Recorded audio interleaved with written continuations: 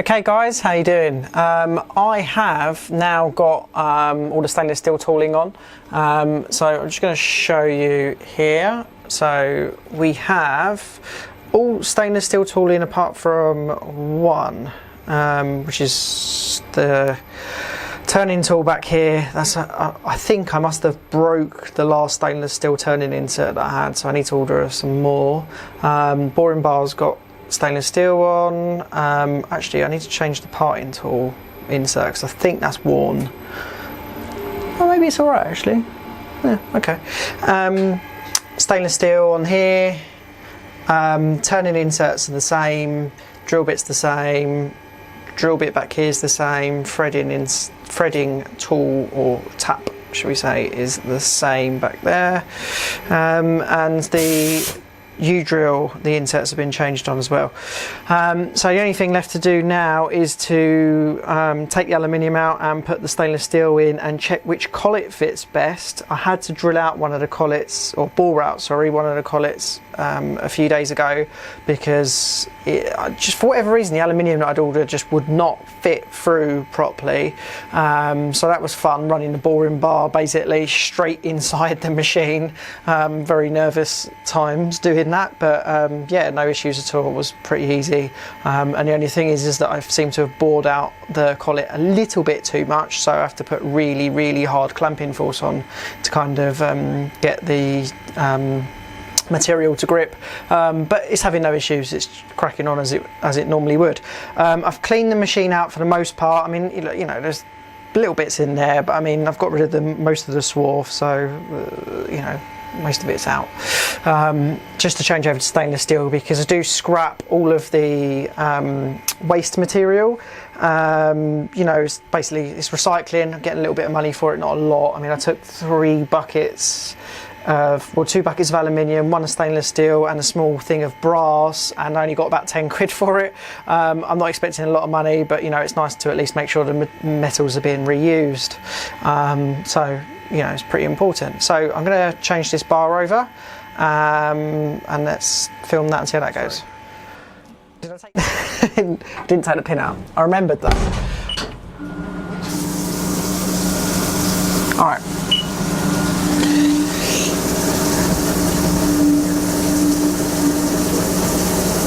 I'll let that do its thing for a second. I'll quickly show you something that we're looking a bit crappy at the moment. This is meant to be a display for the Whisker Spikes. Yes Electrical have asked about it. I'm trying to find some glue to kind of glue this down properly and just trying to clean it up a bit and try and make it a little bit more professional. And then I've just got to cut some holes in the slots. Yeah, that's looking good.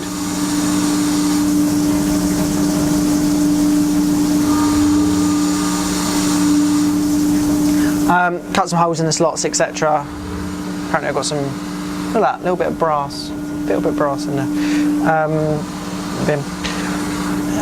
Yeah, so I cut some holes in the slots to get the spikes to come through, and then that will hopefully sit on some yes counters when it's finished. But we'll see.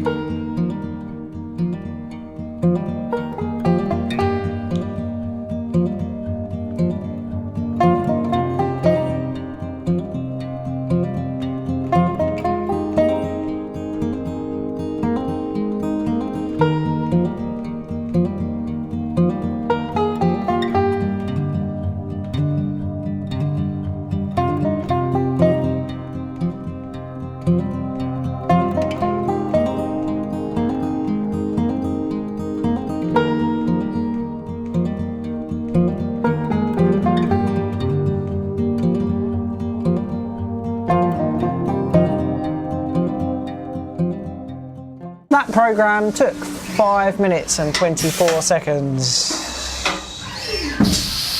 Whoop. Z velocity error too large. That's because I've not set the part size correctly. Doesn't matter. Oh, it didn't go in the drawer. That's because the parts catcher was in the wrong place, which means it's in here. And oh, that's disappointing. I mean, the hell is that? Basically, I mean, there's a curve in that. I think the offset, I'll reset that. I think the offset's wrong because I've not taken any material off the outside, which means I don't have a nice shiny bit of stainless steel. I've got this dull. This is an aluminium part, and in theory, oh look, it screws straight on. There is literally, that stainless steel is off. I mean, can you see that? If I put that right in front of my, maybe it'll focus if I do this. Wait, I'll just put my face. Yeah, it's like dented and it's like bowed. And I know that's the stainless steel itself.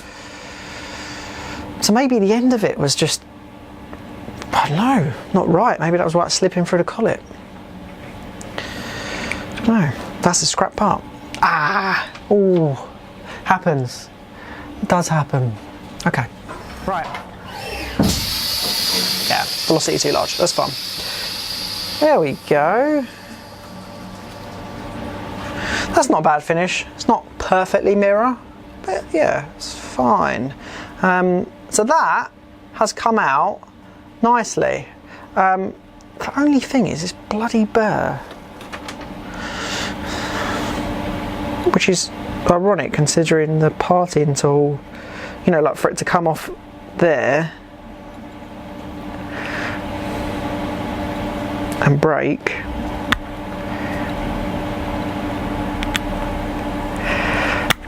So I guess I'm gonna have to like sand that off or something and refinish the front. Pain in the butt. Okay. I have played back with the settings before. I managed to not get that burr, so I might have to do that. Anyway, I'll reset that and unclamp and do current commands and insert the bar. This is kind of how some of the spikes come off. So that's vertical standards. And what I've been trying to do, because hang on, you're probably not going to tell a lot of difference.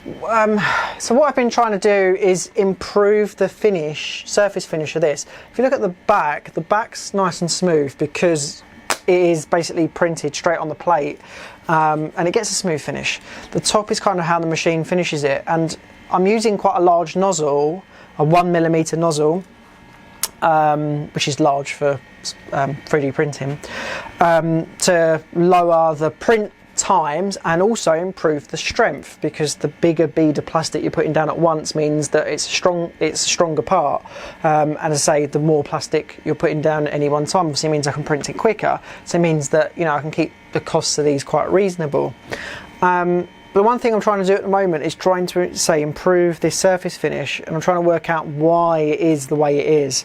So I'm kind of changing settings, etc. And I would say between the two of those, if anything, the original one's probably better surface finish. So obviously that's not really worked. And the reason I'm trying to improve that surface finish is not because, you know, I'm even that worried. It's because the reason is that I normally would laser on the installer's details or the supplier's details or whatever, along with my company details, onto the spike. And with this texture, I can't actually do that. The laser just does not come out at all, so it's kind of like pointless. And look, and all you do is just with this, snap it off. Oh, there we go, parts. I have to put some screws in. Try not to damage the plate. See, look, I've done it there, damaged it. And they, to be honest, don't last forever, so it's one of those consumables. Right. So the next thing I want to do, spray this first and put this in with the 3D printers. There we go. Spray in. Got some horizontal standards printing. So funny enough, the horizontal standards, I'll just quickly show you, print relatively perfectly because they're printed standing up. So the machine is basically laying down the plastic in this direction and going up and up and up. And because of that, this finish is decent, and it means that I can laser these and it comes out really nice. I can't do that with the vertical standards because they just don't sit like that. Yeah, just gives you an idea of what the issues are with those. Okay, so what I'd like to do is write a program. Write a program for the shaft, so we can for this wall light. So I'm going to write the program. I won't bore you with that. This video is going on long enough as it is at the moment. So I'm going to write the program, and then I'll come back and I better turn the GoPro off, and I'll come back and show you how it runs, etc., and hopefully it'll run okay. To be honest, what I'll probably do is I'll probably do a test cycle first, because again, I don't want to bore you with that. You know, it's not. What's the point in watching it not machine anything and just sitting over here? You won't be interested in that. So I'll let that do that, and I'll make sure that it looks right, and then as soon as I'm ready to run it, I'll bring you back in. So I did a test run of the program, wrote the program, did a test run of it. It looks pretty good, apart from one issue. One issue is that the tool holder here at the front, the one that I'm actually using for turning, because I can't use this one because I haven't got the right insert, which is annoying, because if I could use this one I wouldn't have this problem. The bar has to squeeze in. I'm actually going to bring the camera in and show you. So the bar has to squeeze in from, there we go, through here. And the problem is if it's got to go 50mm through here, there just isn't the room. The one thing I'm considering trying is if I bring this, sorry, camera didn't realise the camera was over here. If I bring this tool holder back to right on the edge of this block, it might just, the material might just fit 50, I think it's 52 or 53mm through here. So I'm going to just make that adjustment, check with my rule, and then if I think that adjustment's going to work, then I'll make that adjustment.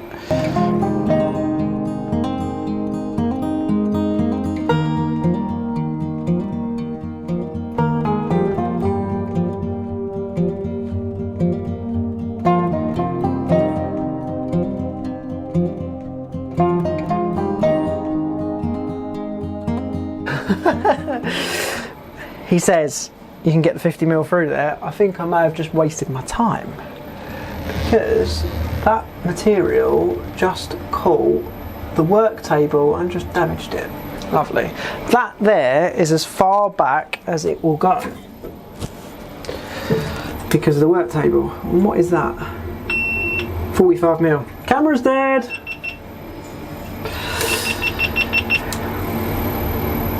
So guys, it looks like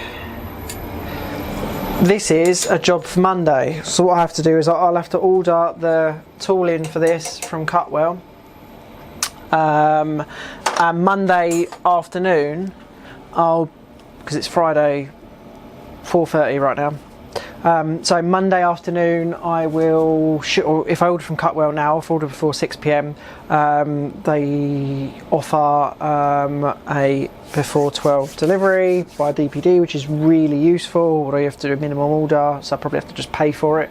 But yeah, if I order the right inserts for that tool back there, it won't be a problem, because clearly it's not going to work with this tool, even though I've adjusted that back there. There's nothing wrong with me adjusting that back there for any future tooling, although I'm going to have to reset all the offsets. But yeah, can't have it hit the table, can you?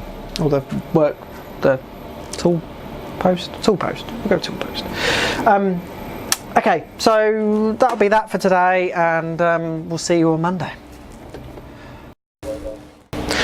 Okay, it's Monday. The inserts are here, so I am going to get these inserts in, get this program rewritten, make the program adjustments and get this going. Right now I've got low air pressure, so I need to sort that.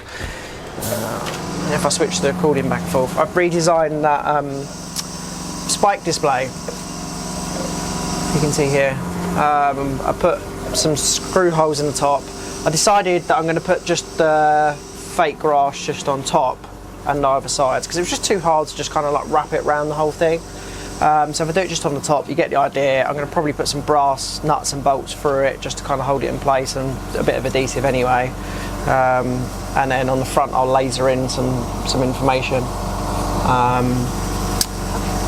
But that hopefully should be the display for the spikes. I've got a couple of other bits and pieces to do. One is this is my my mould negative. Is that right? Is it negative, positive? I don't really know. It's my mould something to make lenses for the top. That's one of the silicone moulds that come off of it. On some of the lenses, you can kind of see that. I mean, I don't mind the texture being frosted, but it just needs to be consistent. So this needs to be re-rubbed down to kind of get like a nice consistent finish on it. And then I have to make another one of these to get that to go. The other thing I need to do is I need to pour some more bottoms, because I've got lots to get out. So that's a base at the moment. So the thread's being changed so that we can actually powder coat the whole thing. There's a little 3D printed insert in there to hold the JST connector that's in there currently. I mean, that connector's being changed to like some pogo pin, not pogo pin, I've said this before, Harwin pins. And like the whole bottom section will kind of be replaceable with the cable in future. At the moment this is kind of like my interim thing until these PCBs turn up. Yeah, so I need to make a few of those. I've got plenty of bases to do on those, so I'm going to get on and do some of those. After I've powder coated, one thing I have to do is go back through the threads, because they obviously get covered in powder coat and they don't quite work anymore. So yeah, so while I'm watching the machine do its thing, I will thread this. So this is kind of the things you got to do, you know, when it's just you. You know, you kind of just got to get on and try and do as many things as you can at once, because in making these lights, it takes a lot of time, a hell of a lot of time. You know, each batch of 10 probably takes 2 days. I don't know. I mean, the bigger the batch, the kind of less time it all takes. So not overall, but individually, kind of, you know, like per light. Because you know, if you're obviously sticking to one task, it does make more sense. Isn't that how like standard manufacturing come about? People kind of get assigned one task and that's all they do, and they get quite quick at it. Okay, so we've got the shaft section of the wall light. This time it has actually come out, and it's absolutely fine. I do have an aluminium. It's not going to be an aluminium front, it's going to be a stainless steel front. Actually, there's the stainless steel front, and the threads should match. They don't. I'll have to change the way this is machined anyway. But if I take one of the aluminium fronts, the aluminium fronts do match. Obviously there's a slight thread length issue there, but that's not a problem. We'll sort that on the front portion of the light. And this isn't going to have this little ring at the front again. I've got to do some adjustment in the machining of that to kind of get it to come out. But it does mean that that is, you know, a back that will work. So again, give you an idea, just after everything that I've kind of said about the name of the program, I mean, I think this bit kind of makes it look even worse. But yeah, you know, it's going to be a bit longer than it is currently. You know, hopefully makes the fitting feel a little bit more, because I was told it was kind of like too small. So yeah, I needed to make it a little bit longer. Yeah, there we go. So I'm going to machine 3 more of those, and then I'll do the fronts, and I'll bring you back when I'm ready to do the fronts.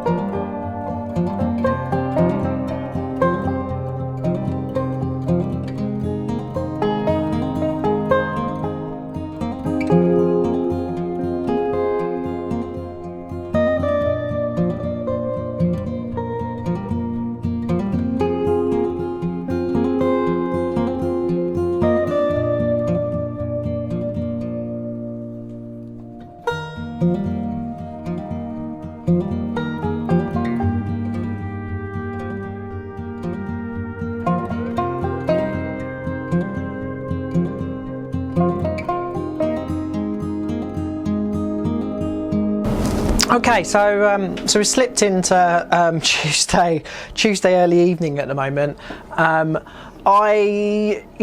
We generally get caught up with other bits and pieces, trying to get WISKA spikes out the door, etc. So things take a little bit longer to do sometimes, and especially when you're doing something new, you know, it can take longer. That's just the nature of it. But what I've done is I have managed to turn the stainless steel fronts. They still need to be finished, but there you go, that's one of the stainless steel fronts for the wall light. I've just literally started to prep the wall light. Now I wouldn't normally use like the long 3-meter flexes that I have, but I need to get these out tomorrow and I haven't got time to start making up JST connectors, etc. And because I've got so many leads with these made up, I'll just cut it, strip it, etc. and this cable will get used for something else. With this particular setup, there is this one slipped down a little bit.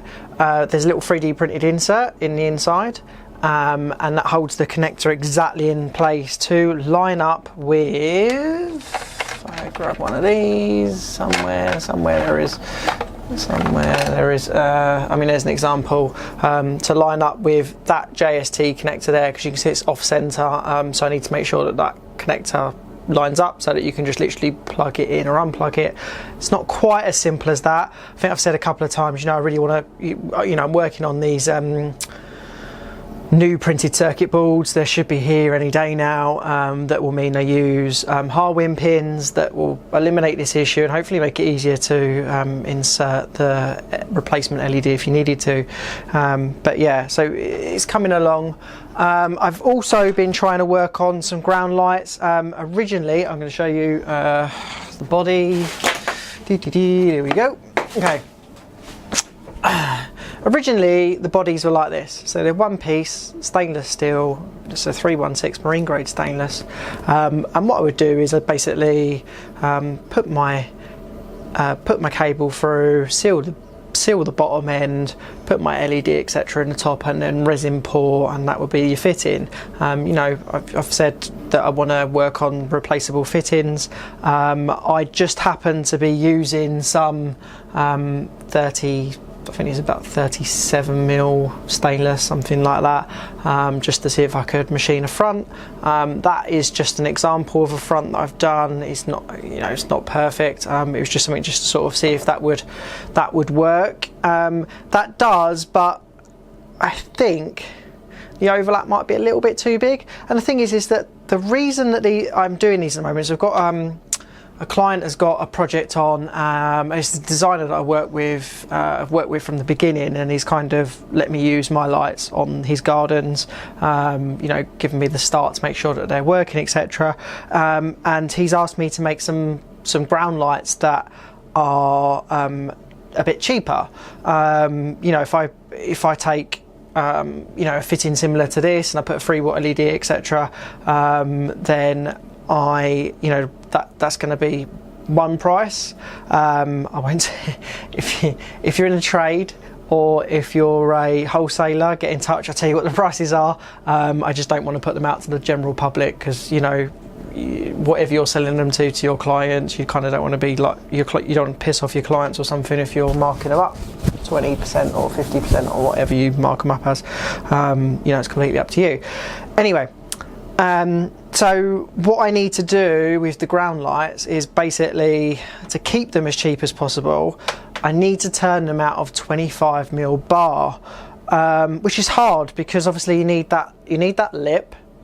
And then you need the lower section as well. I had toyed with getting some 27mm bar. Technically this machine's only meant to take a 1" or 25.4mm bar max through, but I've worked out that because hard inch do a 27mm collet, a 5C collet for this machine. And I'm sure that 27mm will actually fit through the whole lot. There's loads of space in there, etc. So I think 27mm would work. So that's probably something I would do, you know, commercially practical. I don't know. I may end out doing that anyway before these lights are produced. I've got a couple of weeks to do them. I think there's 18 of them that I've got to do.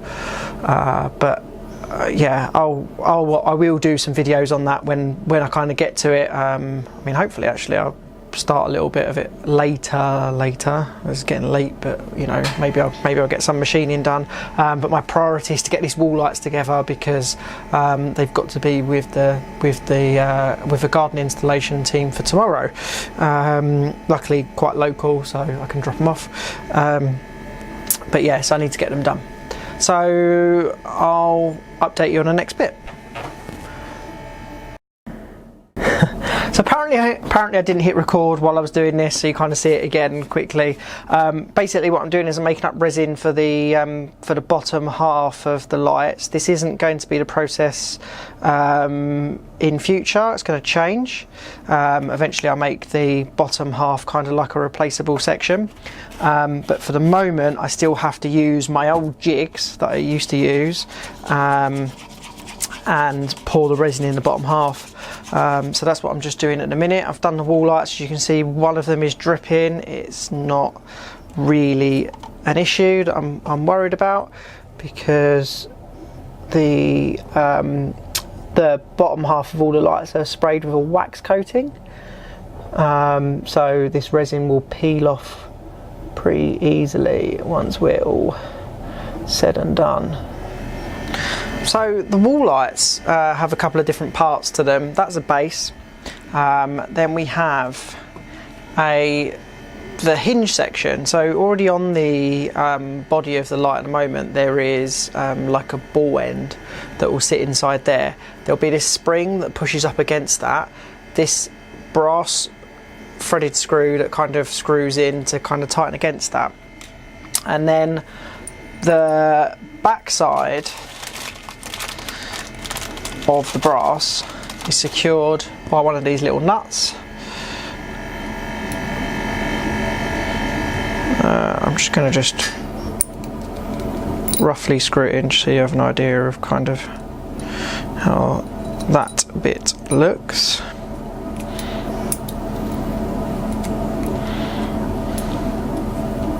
If I can, it's a bit fiddly. Come on. Why is it when you're doing stuff on camera it kind of never wants to pan out? Let's lose these. Okay. There we go. So, nut, etc. on the back that secures that. Ball end sits there.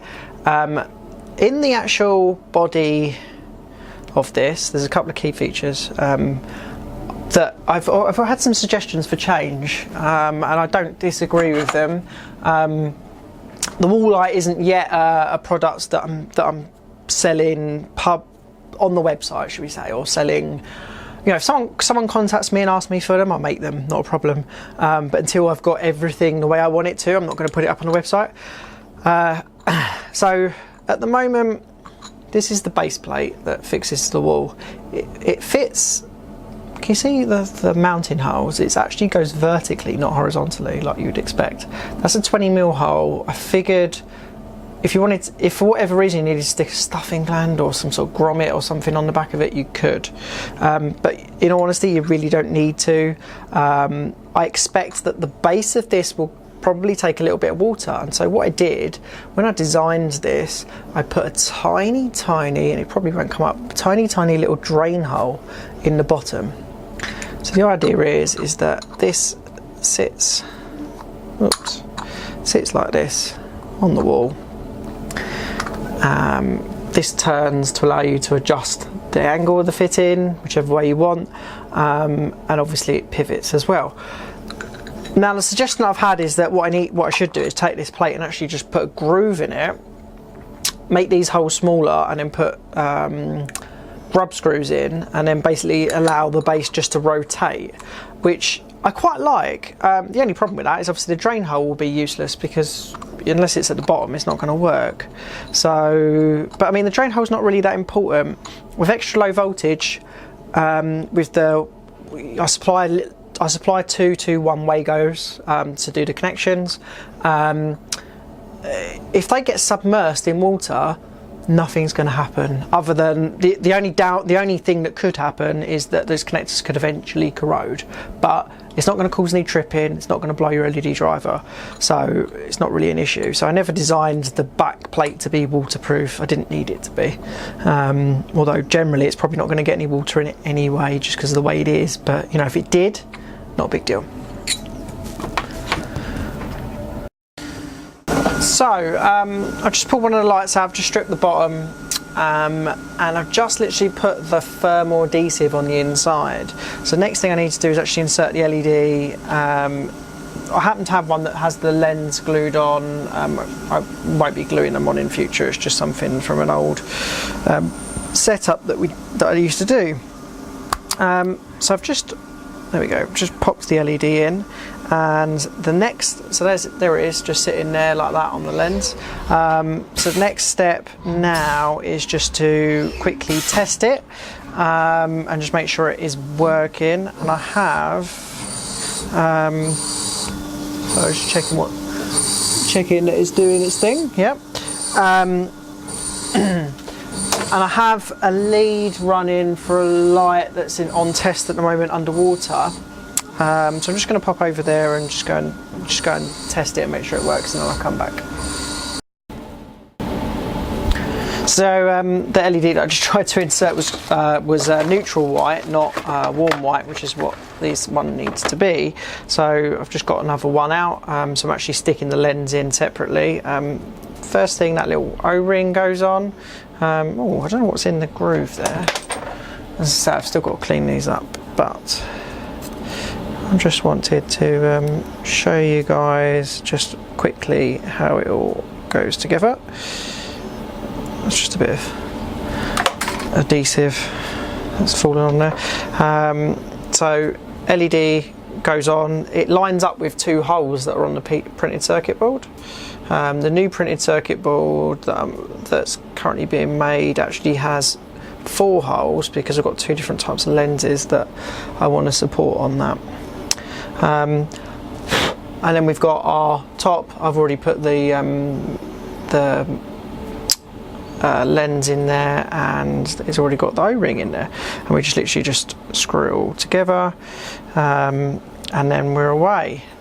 So I'm going to just build this, and then I will show you the completed product. Right. So I mean, it's not quite finished. I've still got some cleanup to do, but that's pretty much the finished product. The only reason the shaft is that long is that, as I think I'd said earlier in the video, is that the client asked the fitting to be generally bigger, so it was a little bit more noticeable. I probably normally make it the same length as the spike, which is really probably only up to where that little line is, and then, you know, like that would be a kind of standard length. This would be like kind of a longer option if someone wanted it, just to kind of stand out a little bit more. But yeah, kind of gives you an idea of how some of the stuff's made here. Plenty more videos to come. I'm going to do some resin pours, etc. at some point.